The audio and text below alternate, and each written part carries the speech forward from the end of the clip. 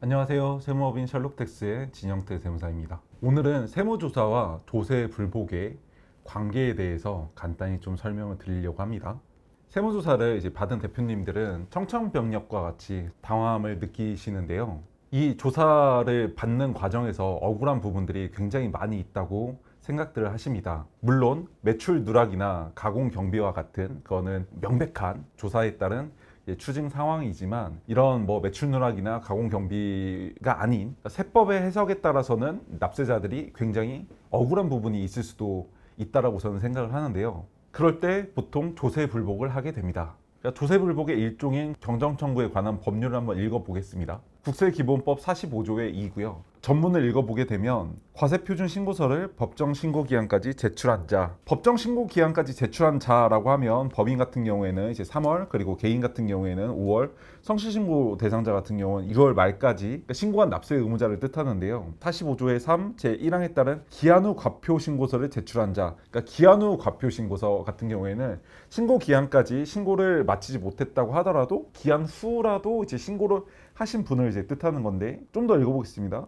다음 각 호의 어느 하나에 해당할 때에는 최초 신고 및 수정 신고한 국세의 과세표준 및 세액의 결정 또는 경정을 법정 신고 기한이 지난 후 5년 이내 관할 세무서장에게 청구할 수 있다. 여기서 단서 규정이 나옵니다. 다만 결정 또는 경정으로 인해 증가된 과표 및 세액에 대하여는 해당 처분을 있음을 안 날부터, 여기서 90일 이내라는 표현을 합니다. 결정 또는 경정으로 인해 증가된 과표 및 세액이라고 하면 세무조사를 받아서 세무조사가 끝난 날로부터 이제 90일 이내에만 이제 경정을 청구할 수 있다라고 이렇게 표현을 하는데, 하지만 결정 또는 경정으로 인해 증가된 과표 및 세액이라는 표현은 세무조사를 받아서 추징된 세액을 뜻하는 건데요. 이 부분을 90일 이내에 경정을 청구할 수 있다고 기간을 확 축소시켜 버립니다. 하지만 세무조사가 끝나고 나서 90일 이내에 억울한 부분들에 대해서 조세 불복을 하시는 대표님들은 사실 그렇게 많지는 않습니다. 왜냐하면 괜히 긁어부스럼 만든다고 생각하시는 분들도 많고, 그래도 잘 막았으니까 이 정도면 됐다라고 생각하시는 대표님들도 굉장히 많습니다. 하지만 그러다가 이제 세무조사가 끝나고 나서 90일 이후에 몇 억씩 세금을 냈는데, 추징당한 이슈에 대해서 납세자에게 유리한 예규나 아니면 유리한 판례가 나오면, 그런 경우에는 또 대표님들이 굉장히 억울하게 생각하시는 분들이 굉장히 많습니다. 그럴 때에는 어떻게 해야 하는지에 대한 대법원 판결문이 나온 게 있어서 그 부분에 대해서 소개해 드리도록 하겠습니다. 대구고등법원 2020누 3367이고요. 2021년 4월 23일 날 이제 판결문이 나왔고요. 판결문을 이제 그 국세청에서 이제 상고하다 보니까 대법원 판결문이 나왔는데요. 대법원 2021두 39997 2024년도 6월 27일 날 판결문이 나왔습니다. 제목을 먼저 읽어보면, 원고는 이 사건 거부처분 취소 소송에서 증액경정 처분에 대한 불복 기간의 경과 여부와 상관없이, 여기서 이제 증액경정 처분에 대한 불복 기간은 이제 90일이죠. 그러니까 90일 경과 여부와 상관없이 당초 신고에 대한 과다 신고 사유뿐만 아니라 피고의 증액경정 사유도 함께 주장하여 다툴 수 있다고 보아 이 사건 거부 처분을 위법하다고 판단하는 것은 정당함이라고 제목을 이렇게 적었습니다. 여기에 대한 사실관계를 간단히 말씀드리면, 이 법인의 이제 산출세액이 12억 3,933만 3,380원이고, 여기서 그냥 12억 정도로 말씀을 드리겠습니다. 12억 정도고, 세액공제 금액이 6억 8,446만 7,059원을 공제하여, 이것도 그냥 6억 8천 정도로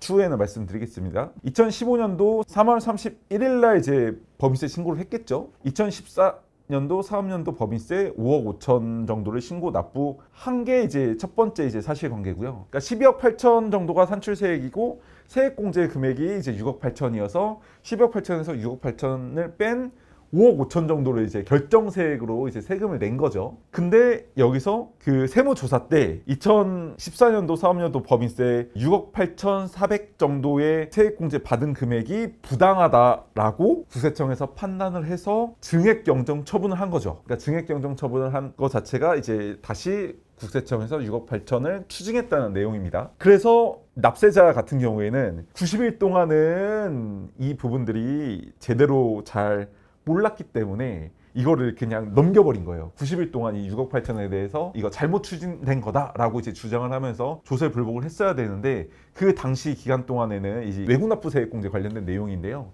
간주 외국납부세액공제에 관련된 이 내용이 예규도 없었고 판례도 없었다 보니까 90일이 그냥 지나가 버린 거죠. 근데 추후에 다른 법인에서 이 부분들에 대해서 그 관련된 예규나 판례가 이제 나왔다 보니까 추후에 다시 이걸 16년도에 다시 경정 청구를 하게 된 상황입니다. 근데 이 경정 청구를 하게 된 상황이 조금 재밌습니다. 여기서 세 번째 사실관계를 말씀드리면 2016년도 7월 20일 피고에게 이 사건 배당금에 대해 간주외국납부세액공제가 적용되어야 한다고 주장하면서 2014년도 법인세를 5억 5천의 환급을 구하는 경정 청구를 하였으나 여기서 피고는 이제 국세청이죠. 국세청은 이걸 거부하였다. 근데 여기서 되게 재밌는 게 6억 8천을 뜯겼잖아요. 근데 6억 8천을 뜯겼는데 여기서 이제 그 납세자는 5억 5천에 대해서 경정을 청구합니다. 이게 좀 재밌는 내용이죠. 그러니까 최초 신고세액을 경정을 청구하는 거죠. 관련 판결문 내용을 좀 더 읽어보도록 하겠습니다. 과세표준과 세액을 증액하는 증액경정 처분은 당초 납세 의무자가 신고하거나 과세관청이 결정한 과표 및 세액을 그대로 둔 채 탄루된 부분만을 추가로 확정하는 처분이 아니라 당초 신고나 결정에서 확정된 과표 및 세액을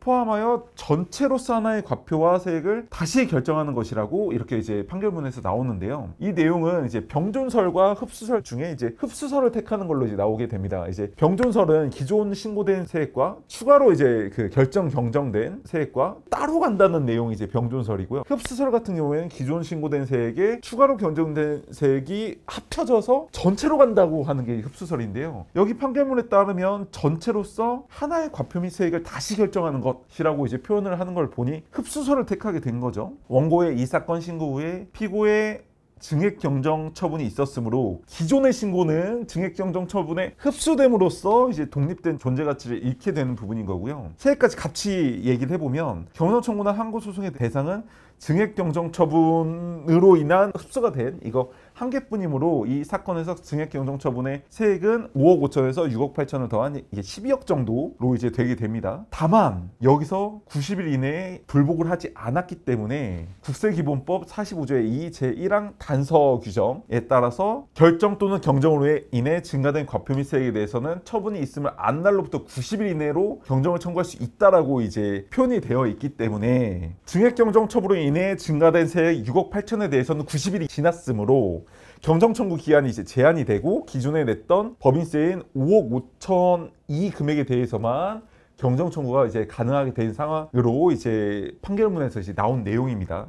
그럼 뭐가 의미가 있어? 라고 말을 할 수가 있는 부분인 거잖아요. 이미 5억 5천에 대해서는 원래 5년 이내에 경정 청구가 가능한 거고 6억 8천에 대해서만 90일 이내에 불복이 가능한 거고 그 이후에는 못하는 거나 똑같은 상황인 거 아니야? 라고 이 판결문이 나오기 전과 후가 똑같은 거 아니야 라고 이제 반문을 할 수 있지만 이거는 엄청나게 큰 차이가 있습니다. 요약을 다시 하자면 이 판례가 나오기 전에는 세무조사 시에 억울했던 이제 조사 이슈가 90일이 지났으면 이 억울했던 조사 이슈로 불복이 불가능했던 거죠. 판례가 나옴으로 인해서 90일이 지났다고 하더라도 5년 이내라고 한다면 억울했던 이 조사 이슈를 가지고 경정 청구로 기존에 냈던 세금, 여기서는 이제 5억 5천이죠. 기존에 냈던 세금을 한도로는 경정 청구가 가능해진 상황으로 이제 해석을 할 수 있는 거죠.